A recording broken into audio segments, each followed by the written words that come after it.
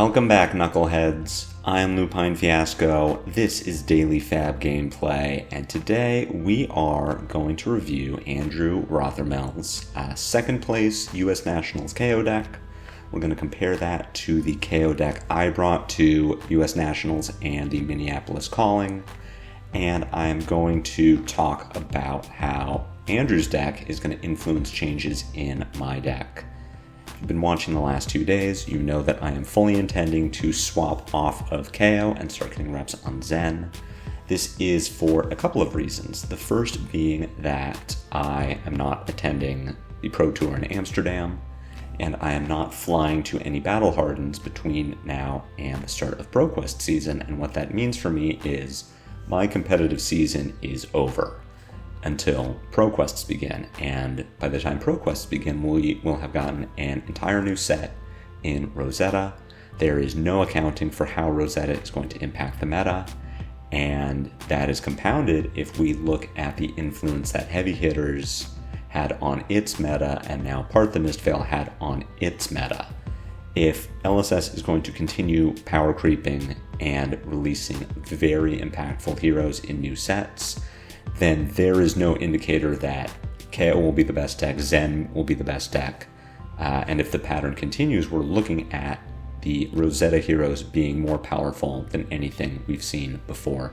So all of this is to say that I have no reason to really try and hone in on the best competitive list. There's no reason to tune Kayo because I'm not bringing Kayo to any upcoming events. And there is hardly even reason to learn Zen if I'm going to replace Zen with Aurora once Rosetta comes out. And so because I have this freedom, well, why not learn the current best deck in the format? Just on the off chance that Zen does remain the best deck. If nothing else, all of the original Daily Fi gameplay viewers, we bring a ninja back into the mix. We're going to learn Zen. So, rather than just dip, as I did with Fi, I want to leave you all with a little parting gift. All of you Kayo players, you Kayo stands, you Brute mains, we're going to talk about Andrew's deck, and I will give you my closing thoughts on Kayo before we get deep into Zen gameplay starting next week.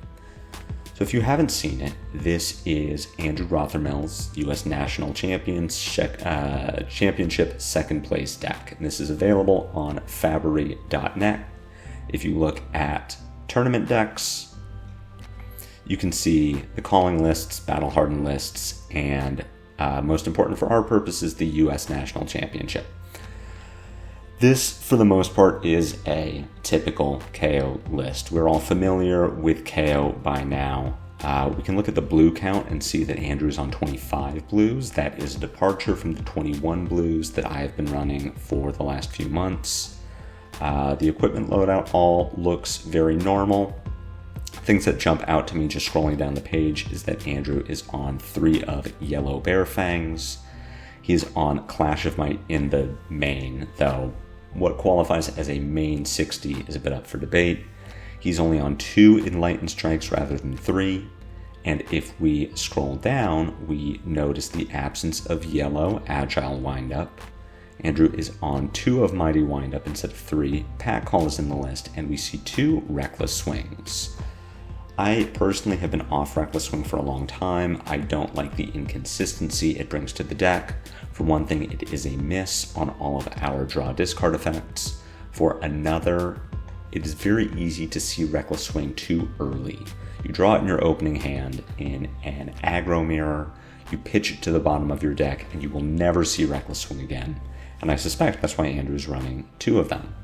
If we scroll down to his sideboard, we see some other interesting additions to the list. The first being Red Agile Windup. Windup having a fantastic discard effect in Kayo, but most importantly being a 7-power popper for Prism. Agile Windup is able to pop all of those Heralds of Triumph. We see 2 of Savage Beatdown. Weakest Link has made its way into the list. We see 2 of Yellow Pulping, which is a card that I have been off of for a while. Send packing is in the sideboard, though again, what qualifies as a sideboard and main board is mostly up to your perspective. And Andrew is only on AB3 rather than AB3 Spell Void 1. If we use the compare function on Fabry, then we can compare the list that I brought to Nats, which I will review in just a minute, to Andrew's list to see specifically what the changes are. We see that I am on Null Rune Boots, whereas Andrew's on Null Rune Gloves. For me, the reasoning there is I like having Bonebreaker available against Runeblade.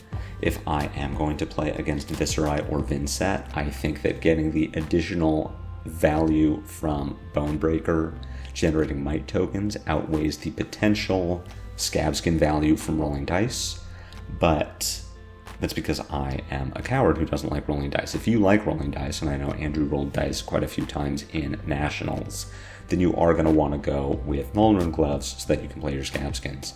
We also see that Andrew is off of Spellfray Gloves. I still like them. I play with a number of Kanos on my team, so I really value that Spell Void.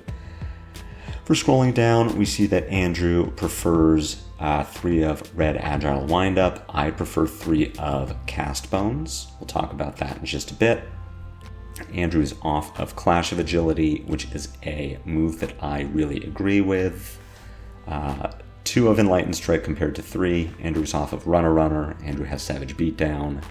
He cut the yellow Agile Windup, is on the Bear Fangs, is on Pulping, and has adjusted the blue count. So, what does that all mean, and why are we potentially considering some of those changes? For one thing, let's check out the list that I brought with me to US Nationals. This is all on Fabry now. A link to this deck list is in the video description below. While they're down there, if you haven't already done so, please consider a YouTube subscription. It's the best free way to support me, to make sure that you see daily Fab gameplay in your video feed 5 days a week. While you are in the video description, check out my Patreon, check out my X, drop a patronage, drop a follow, whatever's comfortable for you. Getting back to the list. This is what I brought, and changes to Nationals from what I had been playing on the channel previously are very minimal. What I did is cut 2 Red Smash Instinct and Spring Tunic from the sideboard and added 3 of the Weakest Link. I feel like that is more or less self-explanatory, as Weakest Link is the hottest new tech for dealing with Zen. It is a 2 for 6 that fits very well into our cost curve of Wild Ride or Pulping, Mandible Claw, 2 for 6. If we can give Weakest Link some might, then Zen has a harder time dealing with it. Zen has at least 12 non-blocks in his deck, really at any given time. That is 8 Transcend Instants, his Sacred Art, and 3 of Art of War. So Weakest Link definitely has the potential to slow Zen down, has the potential to disrupt a very big turn, and depending on what his hand looks like, Zen is a ninja. Ninjas run a number of 2 blocks, so you might even catch Zen without the ability to block the Weakest Link, rather than just disrupting his hand by getting blocks away from him. Maybe you even just get the second part of Weakest Link, where they discard a non-block and you draw a card. So I thought Weakest Link was very good in the deck. I enjoyed playing it. Smash Instinct Red is really good against Guardian and Warrior, who don't really exist anymore.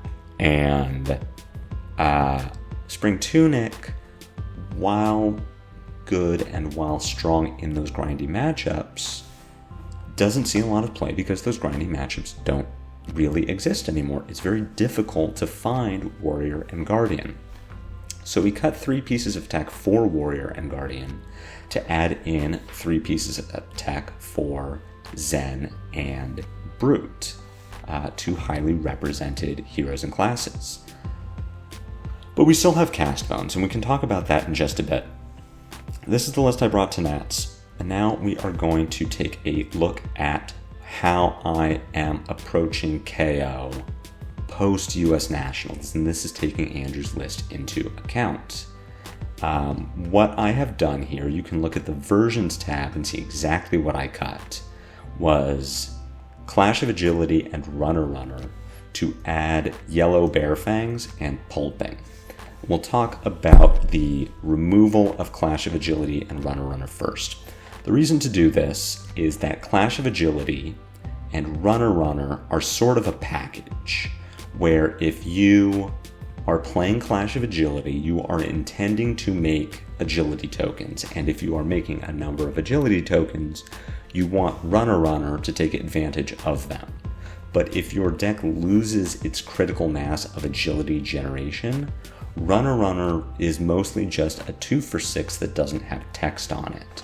So if we look at the cards I'm playing in the deck, we see 6 agility generators in Agile Windups, we see 3 more in Assault and Battery, and we see 3 more in Cast Bones. We are very infrequently discarding to Assault and Battery. Very infrequently are we ever beating Chest. Agile Windup gets a lot of benefit from just anything else in our deck. Similar to why I don't like Savage Feast in Kayo, we can make the same argument about Runner, which is it is the best card in our deck when we combine it with Agility, and the worst card in our deck when we don't. Meanwhile, almost every card in our deck is great with Agility. Bearfangs is fantastic with Agility. Command & Conquer is great when we get to lead with it and give it go again. Pack Hunt sets our opponent up for bad blocks. Swing Big, attacking for 8 with go again, can soften up our opponent's defense before we hit them with a Command & Conquer, or a Weakest Link, or a Send Packing. Even Pulping and Wild Ride become much safer to play when we have Agility. So it isn't worth putting a very situationally good card in our deck to take advantage of Agility when every card in our deck already takes advantage of Agility. This is a big departure from where I was before US Nationals, and if you check my Nationals list, I was on Clash and I was on Runner. So what changed? Why am I now at a point in my KO experience where I'm cutting Clash and Runner? The answer is that we need to build for the top decks in the format, be they the most winning or the most represented. And those decks at this point are Zen, Enigma, New, Azalea, and Kano. And against those decks, Zen is going to put us on a clock, Azalea is going to disrupt us, New is going to disrupt us, we cannot block Kano, and against Enigma, yes, we do get value out of Clash of Agility, and we get value out of chaining Agility with Runner, but of those 5 heroes, I believe that we already have a solid Enigma matchup. So we remove a card that does not work against 4 of the 5 most represented heroes, and we replace it with something that does. Runner, having lost its friend in Clash of Agility, is no longer that playable. We have lost our critical mass of agility generators, and so we cut Runner as well. If we're cutting 6 cards, we are replacing them with 6 other cards, and those cards are Yellow Bearfangs and Yellow Pulping. What do Bearfangs and Pulping bring to the table that Clash of Agility and Runner don't?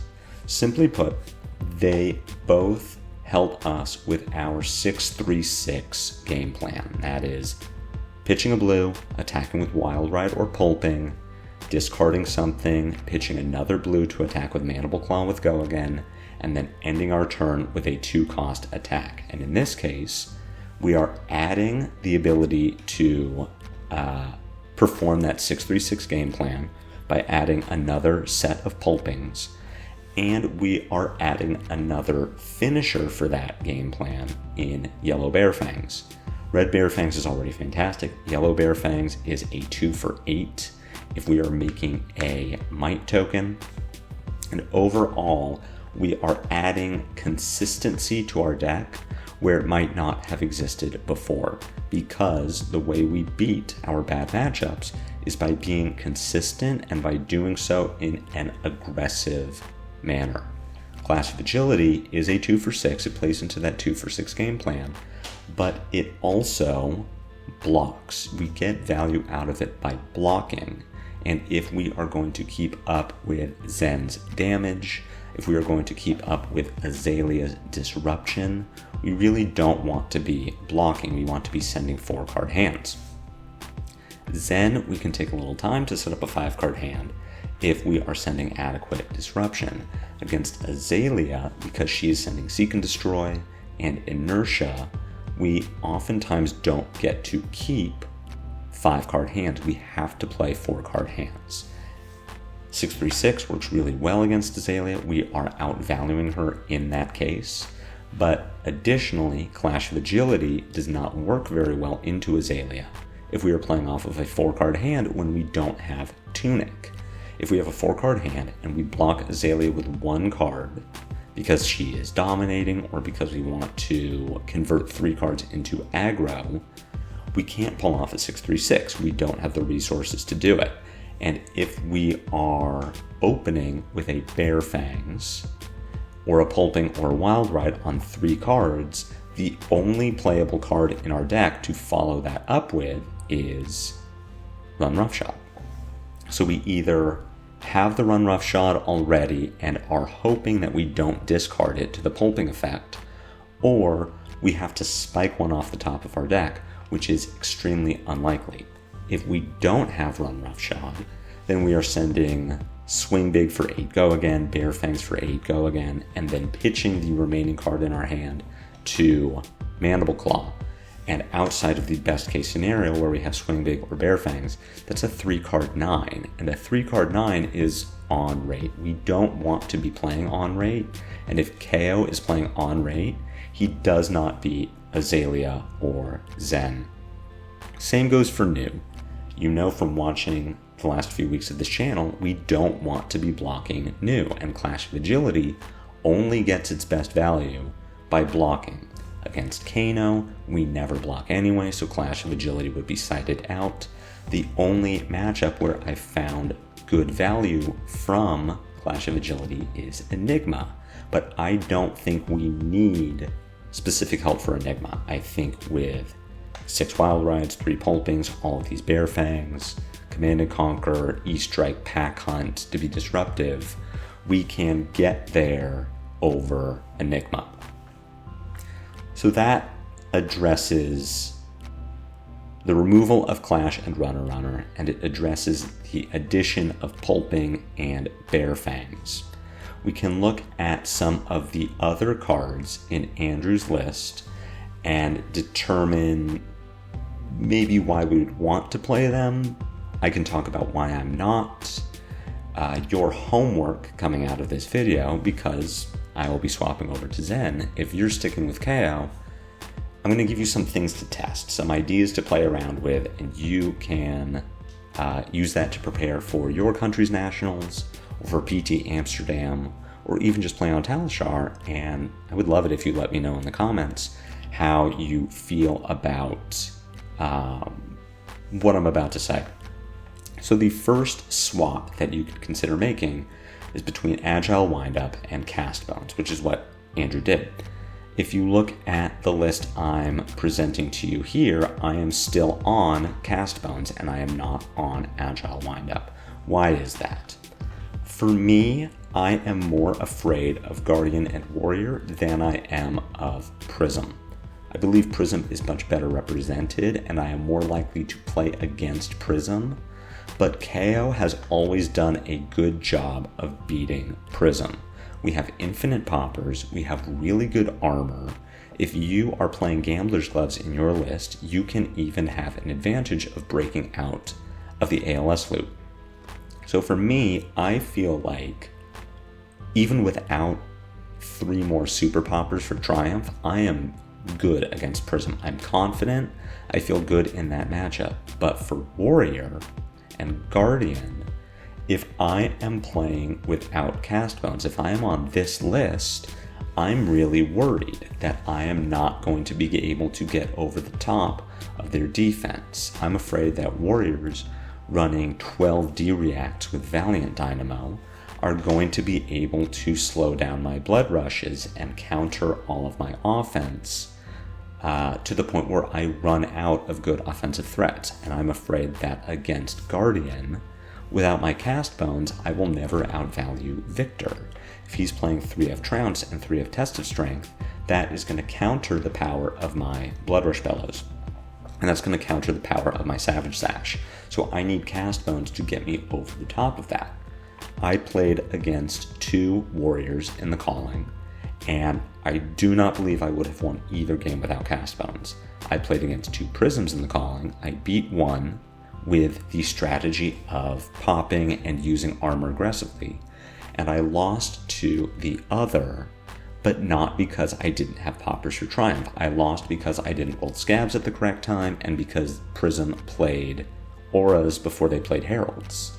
And Agile Windup would not have gotten me out of that situation. So the problems that I feel Kayo has with Prism are not addressed by having more poppers. Meanwhile, the problems that Kayo has with Warrior and Guardian are addressed by playing Cast Bones, and that is why I still have Cast Bones in my list. Very briefly, we can talk about Spellfray Gloves, why Andrew is not running it and I am. I am running it because I'm afraid of Kano. I have had my life saved by Spell Void 1 enough times against a big Kano turn that I feel it is worth including in the list. Now, you could make the argument that the addition of Kindle says that Kano can go tall enough to break through Spell Void 1, to which I would say Kano isn't always going to have Kindle, and the removal of Spell Void does not make us significantly faster against Kano. We don't really gain anything in that matchup by cutting Spellfray, and I want to have Kano protection. The biggest changes that Andrew has made to the list that I have not included in mine are Savage Beatdown and Reckless Swing, and we'll talk about the 2 of them. I talked about Reckless Swing briefly already, which is, it's inconsistent, you can draw it at the wrong time. Once you pitch it in fast matchups, you are unlikely to see it again. It is a miss on all of our draw discard effects. What Reckless Swing does well is be a counter to Enigma. If your Enigma opponent attacks with Manifestations of Miragai without any other ward on board, and you defend with Reckless Swing and hit your discard of an attack with power 6 or more, you will deal 2 damage to Enigma.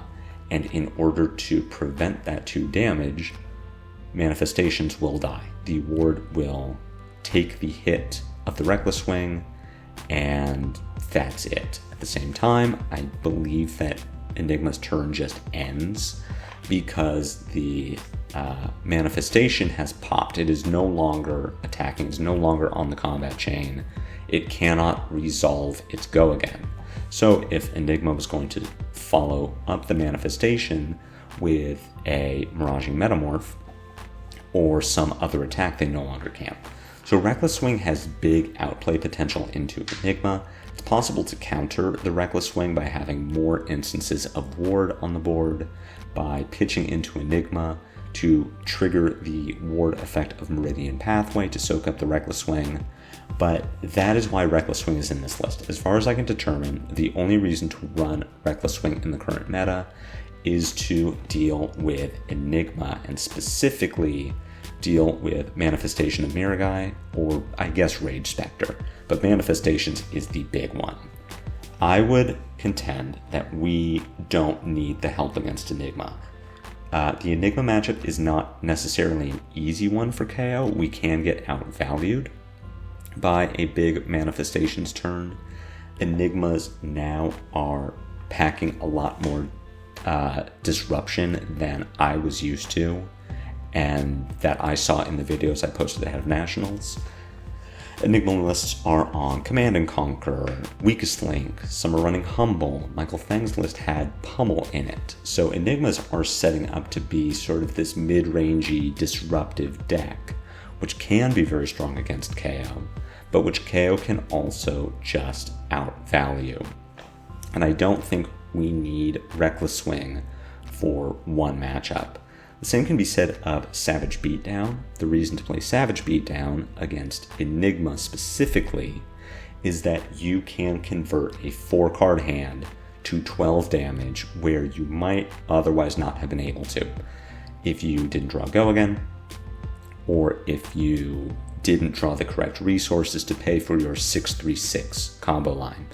At the same time, if you have 5 cards, maybe your Savage Beatdown is an arsenal, and you have a Wild Ride in your hand, you can send Wild Ride for 6 with Go Again, and still have enough cards left over to play the Savage Beatdown, follow up for 12.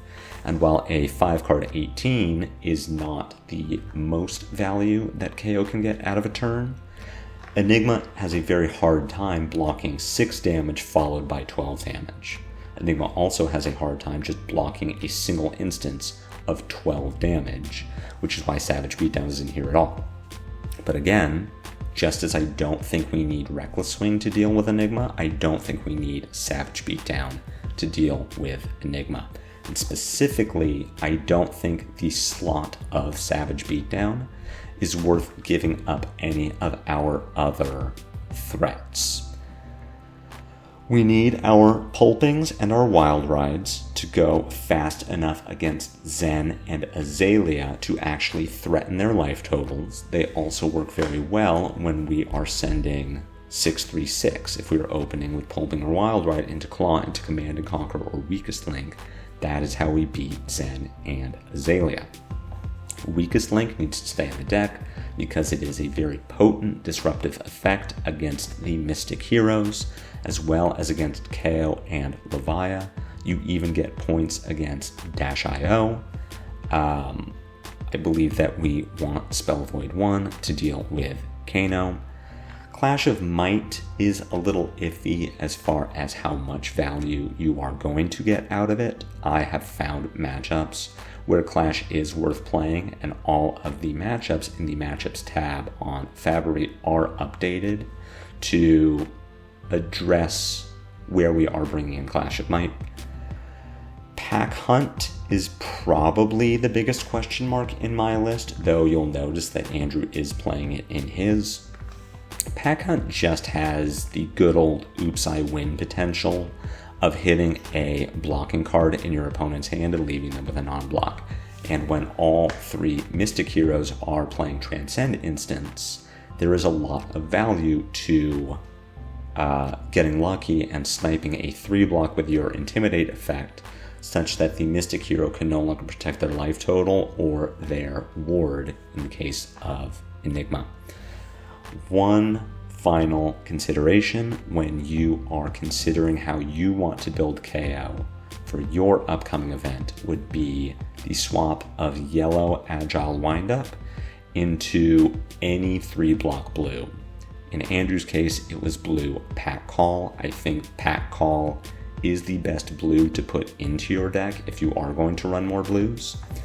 Why would you want to break away from 21 blues and instead play 24? The answer is pretty simple. You want to pay for your 6-3-6. If you're a KO player and you've been playing KO for a long time, you have experienced, surely, what having a yellow instead of a blue can do for your turn. If you pitch a blue, you play Wild Ride, you draw a discard, and now your remaining cards in hand are a yellow Agile Windup and any 2-for-6. You have a choice between attacking with Mandible Claw and arsenaling the remaining attack, or playing the remaining attack and skipping your arsenal. In either case, you didn't get your Mandible Claw. If we look at the other yellows in our deck, it is Wild Ride, Pulping, Bare Fangs, Beast Within, and Blood Rush Bellow. Send packing too. But Beast Within and Blood Rush Bellow are uncuttable. They will never leave KO for any reason whatsoever. Wild Ride, I think, is mandatory. Pulping, maybe less mandatory, but again, Pulping does help you with that 6-3-6 against Ninja and Ranger. Bare Fangs, I think, is a very solid finisher in that 6-3-6 line. When you do happen to have agility, Bare Fangs is a strong opener for giving you high damage at the start of your turn that also turns on your Mandible Claw. Send Packing, while not quite as universally useful as I thought it was, is still really good disruption into the aggro matchups. So if we are thinking about which yellow we want to turn into a blue, Agile Windup is really the only one that we can consider. And if we look at the card just face on, ignoring that it turns on Mandible Claw, ignoring that it is a solid addition to a 3-card hand, maybe you're sending Command and Conquer for 7, then you discard Agile Windup to make Mind Agility. Agile Windup on its face is a 3 for 6 that blocks 2, whose only purpose in our deck is to be discarded. That's bad. Blue Agile Windup is much better because it's a blue that does the same thing. But we are very rarely attacking with Agile Windup, and when we are, it's because we had to, not because we wanted to. It blocks poorly. Yes, it is a popper. Yes, it triggers Apex Bonebreaker, but you never want to block with it. So if we replace Windup with a blue 3-block in the form of Pack Call, or whatever your favorite blue that isn't currently in the list is, we make the deck more consistent, we add more blues for that 6/3/6 line, and we add more block value on the turns where we do need to block to survive. So, in closing, this is the list that I will be leaving you with as I move into Zen. This list incorporates what I brought to Nationals and the Calling and what I found to be most helpful. This list also incorporates what Andrew Rothermel brought to Nationals, what got him a 2nd place finish, and what I think the best lessons to be learned from this deck list are. And I have also left you with a few ideas on how to iterate on this list based on the matchups that you have trouble with and what you expect to see at your country's national event or in PT Amsterdam. Just very quickly, because I did not fill out a maybe board for this, those suggestions would be cutting yellow Agile Windup and adding 3 more blue 3-blocks, and considering if you have trouble with Enigma and you wanted to add Reckless Swing or Savage Beatdown to do so, you could consider just following Andrew's example, cutting a 3rd copy of Enlightened Strike and cutting Spellfray Gloves. Finally, if you value being able to deal with Prism more than you value being able to deal with Warrior or Guardian, cut Cast Bones and add red Agile Windup to your sideboard instead. So that settles it. That's Kayo. I have enjoyed playing the deck. I have enjoyed this wild ride we've all been on. I'm certainly not retiring the deck if Kayo falls back into favor, if the meta favors being able to go tall and slightly wide over being able to go mega wide on a given turn, then I will certainly be back. I did enjoy my time as a brute. I think the deck is neat. I like the hero quite a bit, but while I have time to expand my repertoire of heroes, broaden my horizons, and just play the best deck in the format, I will be doing that. Catch me back in 3 months when I am an Aurora main. Or catch me back here next week for more daily Fab gameplay. As I said, my socials are in the video description below. I have an X, I have a Patreon. If you haven't already done so, consider a YouTube subscription. If you want to check out this list and try it for yourself on Talishar, a link is in that video description. But no matter what you do, catch me back here next week for more daily Fab gameplay as we go all in on Zen. And until then, take care.